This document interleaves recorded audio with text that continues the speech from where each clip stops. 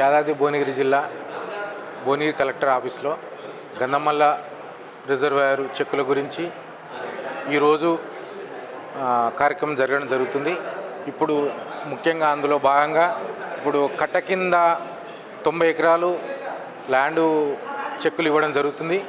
మరి తర్వాత లోపల చెరువు పారకం ఉంది కాబట్టి దాంట్లో ఆ అమౌంట్ కూడా ఎప్పుడు ఇస్తారనే ఉద్దేశంతో రైతులు ఆందోళన జరుగుతున్నది.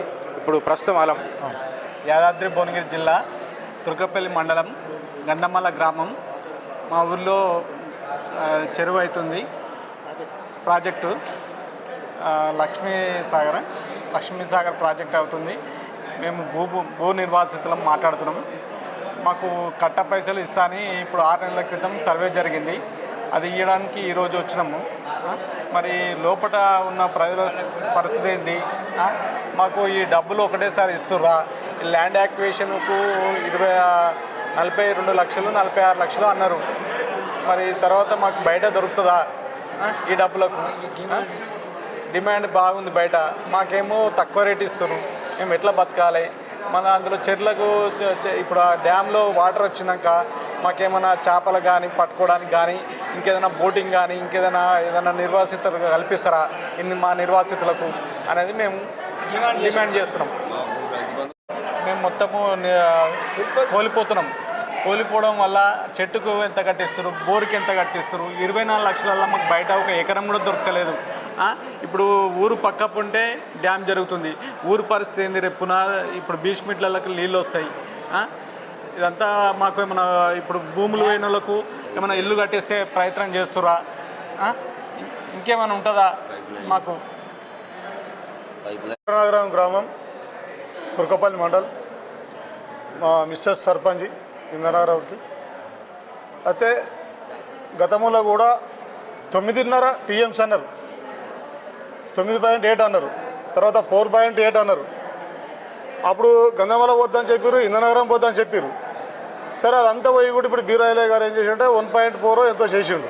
సరే ఊరు పోకుండా ప్లాన్ చేస్తున్నాడు.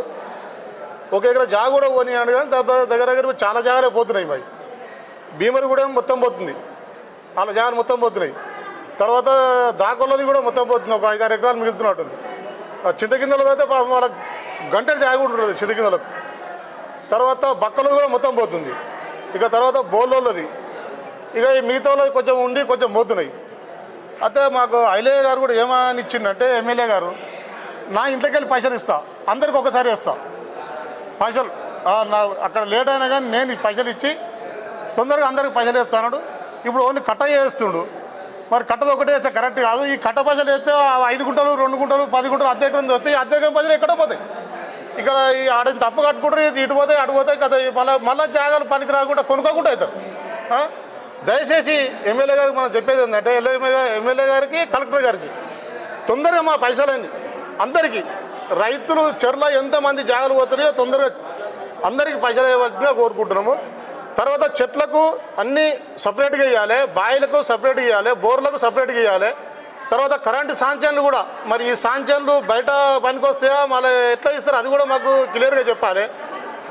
దయచేసి మా అందరికీ మంచి న్యాయం చేయవలసిందే కోరుకుంటున్నాం. మేము జాగాలు మా తాతల నాటి నుంచి కూడా నేను ఎప్పుడు 86లో సిటీకి వెళ్ళిపోయినాం. జాగా అమ్మ మా తాత అమ్మనాయన సంపాదించిన జాగాలు అమ్మొద్దని చెప్పి సిటీకి వెళ్ళిపోయి బతికి కూడా మొన్న కేసీఆర్ వచ్చినాక వాటర్ వస్తాయని వాటర్ వచ్చినాయి ఈ మధ్య వ్యవసాయం చేసుకున్నాడు. మళ్ళీ నేను 3 ఏళ్ళు వచ్చినాడికి చేసుకుందామంటే ఇప్పుడు ఏడాది నుంచి జాగాలు కూడా పోతున్నాయి, మొత్తం పోతున్నాయి. మా జాగాలు అంతా కూలిపోతున్నాం. మళ్ళీ ఏమైనా కొనుక్కోవాలంటే మాకు తొందరగా పైసలు వేసి మాకు న్యాయం చేయవలసిందే కోరుకుంటున్నాం. మా జాగాలు పోతున్నాయి. మాకు ఎంత కన్న తల్లి దూరం అయితే ఎంత బాధ ఉందో మా జాగాలు పోయి మాకు అంత బాధలు ఉన్నాయి. మాకు జాగాలు పోతున్నాయి మాకు. అయితే మేము సరే మేము 100 మందిని బాధపడితే ఒక 1000 మంది బాగుపడుతుండొచ్చు, కింద వాటర్ వచ్చి లక్షల మంది బాగుపడుతుండొచ్చు.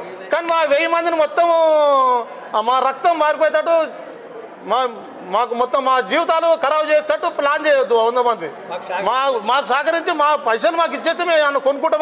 మా బాధలు మేము పడతాం. ఇచ్చే ఏడు సరిపోవు. అయినా మేము వ్యతిరేకించలేదు. ఎందుకంటే 9 పోయింది, 4 పోయింది, 1.4 అన్నారు.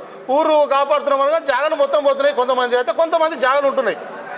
ఇక సరే ఇక పోయినోడు ఏమైనా కొనుక్కుందామంటే కూడా పైసలు తొందరగా వచ్చినా కోరుకుంటున్నాం మేము న్యాయం చేయాలి మాకు. మంచి న్యాయం చేస్తే ఇప్పుడు మా రక్తం మీకు పార్కనీళ్ళు ఇచ్చినట్టు మా రక్తం మీరు ఏదో కట్ట పైసలు వేస్తాము, కట్ట పైసలు వేసి స్టార్ట్ చేస్తాం అంటే ఒక్క జేసీబీ కూడా స్టార్ట్ కాదు. ఇది కూడా గ్యారెంటీ చెప్తున్నాము.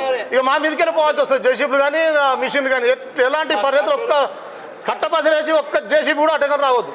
మొత్తం క్లియర్ చేసాక మీరు ఏమంటే మీకు మేము సహకరించడం మేము ఎదురుకని చెప్పలేదు. మీరు చేస్తా అంటే సరే మేము 100 మంది ఖరాబ్ అయితే మీరు 1000 మంది బతారంటారు, ప్రాజెక్ట్ కడతామంటారు, కట్టుర్రి. మేము మీ ఇబ్బంది పెడతలేదు. మేము ఇబ్బంది మా జాగ్రత్త పోయి మేము మా బాధలు మేమే ఉంటున్నాం. మా రైతులను సంతోషపరిచి చేసుకోండి. మీరు 1000 మంది కోసం 100 మందిని సావదింటే కుదరది. గరీబ్ వాళ్ళు ఉన్నారు, ఉన్నోళ్ళు ఉన్నారు, లేనోళ్ళు ఉన్నారు. కానీ వాళ్ళని చాలా ఇబ్బంది పెట్టకుండా మీరు చర్యలు తీసుకొని చేయండి.